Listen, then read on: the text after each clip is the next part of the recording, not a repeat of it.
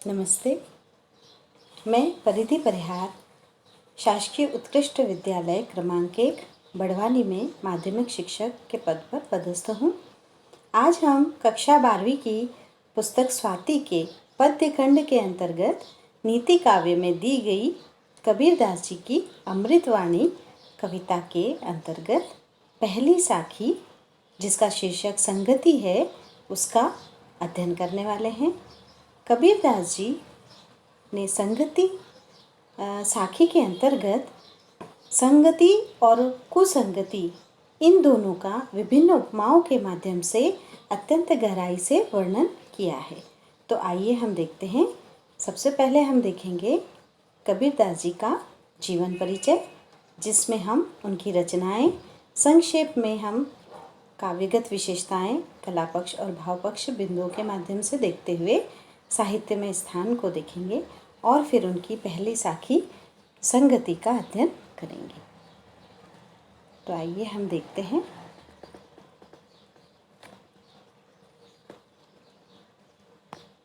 नीति काव्य के अंतर्गत अब हम कबीरदास जी की साखी का अध्ययन करेंगे। कविता का शीर्षक है अमृतवाणी, जिसके रचयिता कबीरदास जी हैं। जीवन परिचय के अंतर्गत हम देखते हैं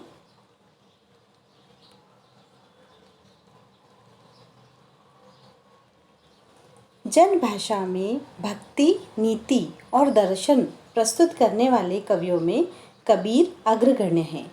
कबीरदास जी निर्गुण काव्यधारा के ज्ञान मार्गी शाखा के कवि थे। इनका जन्म काशी में सन 1398 में हुआ। इनके माता पिता जुलाहे थे। कबीर पाखंड और अंधविश्वासों के घोर विरोधी थे। 120 वर्ष की आयु में सन 1518 ईस्वी में इनका देहावसान हो गया। इनकी मुख्य रचनाएं हैं साखी, सबद और रमेनी। काव्यगत विशेषताओं के अंतर्गत हम संक्षेप में बिंदुवार भाव पक्ष एवं कला पक्ष की चर्चा करते हैं। तो भाव पक्ष के अंतर्गत निर्गुण ब्रह्म की उपासना, दूसरा बिंदु है उत्कृष्ट प्रेम और भक्ति, तीसरा समाज सुधारक, तीसरा रहस्य भावना, चौथा समाज सुधारक, पांचवा नीति उपदेशक, धार्मिक समन्वय और रस निरूपण। संक्षेप में हम कला पक्ष के बिंदुओं का भी अध्ययन करेंगे। कला पक्ष के अंतर्गत भाषा की सहजता, निर्द्वंद्व शैली, अलंकार और छंद। साहित्य में स्थान के अंतर्गत देखिए, समाज सुधारक और युग निर्माता कबीर हिंदी काव्य में सदैव आदर से स्मरण किए जाएंगे। आपने एक पारखी की तरह समाज के दोषों को देखकर उनके समाधान का सफल प्रयास किया। उनका काव्य सर्वग्राह्य है। सर्वग्राह्य अर्थात सभी के लिए ग्रहण करने योग्य है। सच्चे अर्थों में कबीरदास जी एक आदर्श कवि थे। अब हम पहली साखी देखते हैं, जिसका शीर्षक है संगति।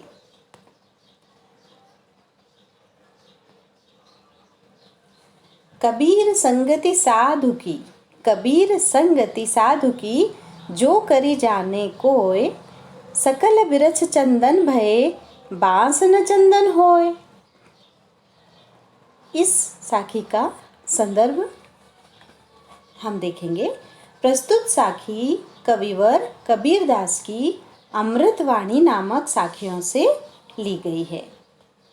प्रसंग में हम क्या लिखेंगे? प्रसंग में हमको लिखना है, इस साखी में कबीर ने सत्संग की महिमा का वर्णन किया है।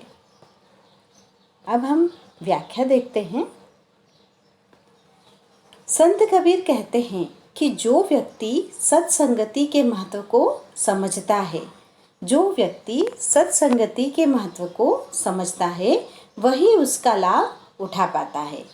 उसके लिए उदाहरण देते हुए कबीरदास जी कहते हैं कि जैसे वन में चंदन की सुगंध प्राप्त कर आसपास के वृक्ष उसी प्रकार होकर चंदन की सादृश्यता को प्राप्त कर लेते हैं, लेकिन बांस अपने स्वभाव के कारण उसकी सुगंध ग्रहण नहीं कर पाता और सूखा बाँस ही रहता है। ये देखिए बाँस का चित्र दिखाई दे रहा है, बाँस का नहीं सॉरी चंदन का है।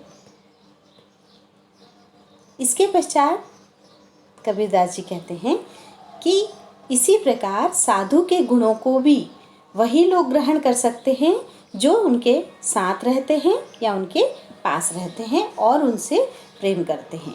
जो व्यक्ति साधु से द्वेष करते हैं, ईर्ष्या करते हैं, वे साधु के गुणों को ग्रहण करने के अधिकारी नहीं बन पाते हैं। ये देखिए यहाँ एक तरफ चंदन है, चंदन का वृक्ष है, और दूसरी तरफ साधु। साधु मतलब संत जो हमें ज्ञान का मार्ग दिखाए। दूसरी इसी संगति शीर्षक के अंतर्गत दूसरी साखी कबीरदास जी की है। कबीर कुसंग न कीजिए, कबीर कुसंग न कीजिए, पाथर जल न तिराए, कदली सीप भुजंग मुख एक बूंद तिर भाए।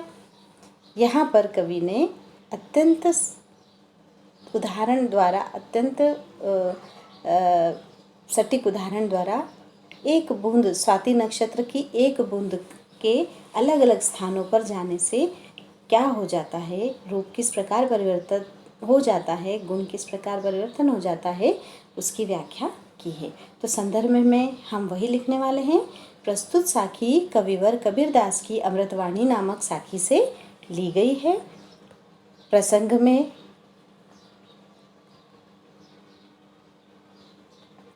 में हम लिखेंगे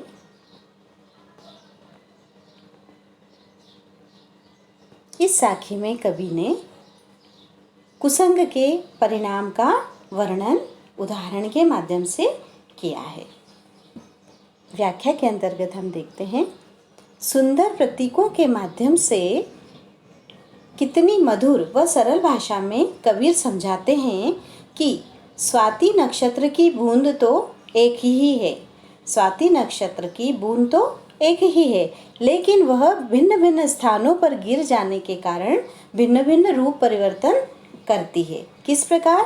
तो यदि वह बूंद केले के ऊपर गिरती है तो वह कपूर बन जाती है, अगर वह सीप के भीतर गिरती है तो वह मोती बन जाती है, और अगर यहाँ पर आप देखिए ये है केले का वृक्ष, अगर केले पर बूंद गिरेगी तो क्या बन जाएगी? कपूर। और अगर सीप के मध्य गिरेगी तो देखिए ये सीप दिख रही है, सीप के अंदर अगर वो बूंद गिरती है तो वो मोती के रूप में परिवर्तित हो जाती है। अब तीसरा उदाहरण कबीरदास जी कहते हैं, और यही बूंद अगर सर्प के मुख में गिर जाती है तो क्या बन जाती है? विष बन जाती है। तो अन्य अलग अलग स्थानों पर एक ही वस्तु जब जाती है तो उसका रूप और गुण किस प्रकार परिवर्तित होता है, कबीरदास जी ने बहुत अच्छे उदाहरण के द्वारा समझाया है। तो कहते हैं कि संपर्क के गुण के साथ समाहित होकर स्वाति नक्षत्र की बूंद 3 प्रकार का फल प्राप्त करती है। चित्र के माध्यम से देखिए, केला, सीप और भुजंग अर्थात सर्प। यहाँ पर सर्प का चित्र है। सर्प के मुख में जाने वाली स्वाति नक्षत्र की बूंद क्या बन जाएगी? विष बन जाएगी। यहाँ देखिए, केले के पेड़ पे गई तो कपूर बनना है, सीप के भीतर जाती है बूंद तो मोती बनना है, और अगर सर्प के मुख में जाती है तो वो विष का रूप धारण कर लेती है। काव्य सौंदर्य के अंतर्गत हम लिखेंगे, कुसंग की हानि को, कुसंग से होने वाली हानि को कबीरदास जी ने सरल उदाहरण के द्वारा समझाया गया है। और उसी प्रकार सत्संग के लिए भी उन्होंने चंदन और अन्य वृक्षों के साथ बांस के वृक्ष का उदाहरण देके सत्संग के महत्व को समझाया है। साधु के संगति करने के बारे में भी बताया है। फिर कबीरदास जी की भाषा सधुकड़ी भाषा है। उन्होंने साखी में शांत रस का प्रयोग किया है और उनके द्वारा लिखा गया ये छंद दोहा छंद है। उनके द्वारा उपयोग किया गया अलंकार, उनके छंद में जो अलंकार नहीं थे वो है अनुप्रास और दृष्टांत। तो इस प्रकार हमने संगति वाली साखी का अध्ययन किया। इसके इस साखी से संबंधित गृह कार्य के लिए आपके प्रश्न हैं। कबीर ने किसकी संगति करने को कहा है? दूसरा है, स्वाति नक्षत्र की बूंद विष कब बन जाती है? इस प्रकार हमने आज कबीरदास जी की पहली साखी, जिसका शीर्षक संगति था, उसका विभिन्न उदाहरणों के माध्यम से अध्ययन किया। आशा है आपको अध्ययन करते समय आनंद आया होगा। धन्यवाद।